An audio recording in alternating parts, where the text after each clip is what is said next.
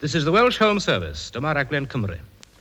Dyddiau cynnar ym Mangor, ar achlysur dathlu Jubilee arian y BBC yng Nghymru, dawna etholiad o rhaglenni cyntaf a ddarlledwyd o Fangor, a dyma Sam Jones i'w gyflwyno. A peth mwy anodd ynglyn â'r rhaglen hon ydy gwybod am le i ddechrau. Yn y dechreuad meddych chi, wel ie, ond am le oedd y dechreuad.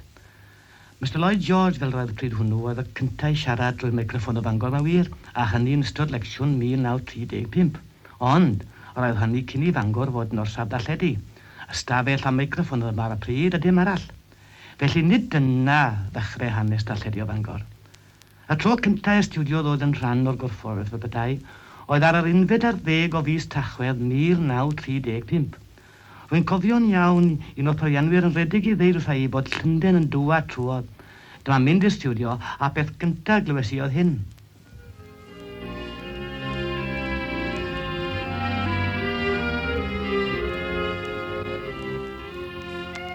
Dan dy Welsh Guard yn chwarae Dafydd y Garagwen wrth y senotaf, yn union fel tasa ni wedi ei drefnu ar ein cyfer ni ym Mangor.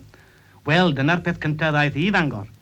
Ond am darlledu o Fangor, fe agorwyd y lle yn swyddogol ar y 10 o fis Tachwedd 1935, neu o leia roedd ei fod i gael ei agor ar dyddiad yna, gyda sgwrs ar ymysyddiaeth gan y Dr Alun Roberts. Ac wrth gwrs, roedd pawb o'r staff ar flwyddyn traed yn disgwyl am y diwrnod mawr nhw. Staff bychan oedd yma ar y pryd, Miss Nan Davies am yna, Mr Het, a'n prif berianydd, Sais a fi'n brwdrydig dros rhaglenni Cymraeg o'r dechrau. Mr E.D. Jones yn dau yma, a Mr Gronwy Roland sydd erbyn hyn yng Nghaerdydd. Y ddau yna oedd y perianwyr yn gofalu am y control room. Tipyn newydd arall, daeth Miss Peggy Wyn Roberts, Victor Williams, yr office boy, Mr Parry, commissioner, a Mr Williams, y garlwr. Wel, pan daeth Dr Alun Roberts i'r stiwdio noson hwnnw, noson stormus, roedd y staff i gyd yn aros amdano. Rehearsal, popeth yn iawn. Ond rhyw 10 munud cyn amser darlledu, dyma neges o Gaerdydd. Doeddan nhw ddim yn clywed ar un gair o Fangor. Rhywbeth o le.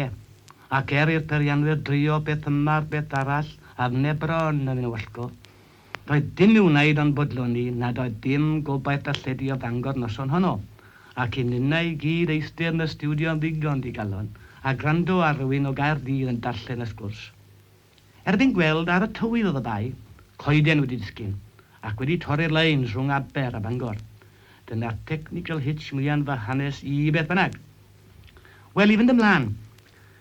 Yr ail siaradwr ein rhestr oedd Mrs Grace Wyn Gruffydd, gwraig gweinidog Tabernacl ar y pryd, oedd newydd ennill yn Eisteddfod Castell Nedd ar sgrifennu nofel, yn gydradd ac Kate Roberts.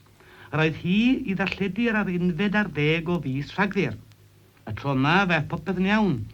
Felly, mai hi oedd i fod i siarad yn ail, y hi mewn gwirionedd oedd y gyntaf i ddarlledu orsaf Fangor. A dyma beth sydd gan Mrs Wyn Gruffydd a hi i'w ddweud am y profiad hwnnw. Cymysg iawn oedd yn heimladau pan gefais y gwahoddiad i roddi sgwrs o'r stiwdio newydd yn Mangor, ar fy mhrofiad fel nofelydd. Clywswch yn barod am yr anffawd i'r darllediad cyntaf, a gwnaeth hyn fi'n fwy nerfus fyth wrth feddwl mae fy nhro i a fyddai'r nesaf. Pan ymlwybres ti o'r stiwdio, cefais bethau yno'n dra gwahanol i'r hyn ydynt heddiw. Ychydig o nifer y staff, un o'r engineers a ddaeth i'r drws, nid comissioner fel sydd yn awr. Y foment yr eithim i mewn, teimlwn fod yr holl le yn llawn o bryder, a chofiais am yr storm yn o Sadwrn, a meddyliais amdano fy hunan mor ddibrofiad ac anfedrus, a dyma'r tro cyntaf i'r stiwdio weithredu'n rheolau. Beth pe digwyddau ryw anhap eto? A fraid ydyw dweud fy mod i yn nerfus iawn, ond gwelais yn union fod aelodau'r staff yn fwy nerfus na minnau. Yr oeddent wedi cael un methiant oherwydd amgylchiadau oddi allan. Beth pe digwyddau un arall trwy'r darlledu dorri lawr. Bym yn cael y fraint o ddarlledu droion ar ôl hynny, a theimlo'n hollol cartrefol, oherwydd bod y staff yn ei hen gynefin. Ond y noson honno, teimlwn fel pe bawn wedi beiddio myned i mewn i ryw gysegr sanctaidd olaf, ac nad oedd yr rhai oedd yno eisoes nemawr fwy cartrefol na minnau. Ond yn rhyfedd, bu pryder y staff yn sybyliad i mi.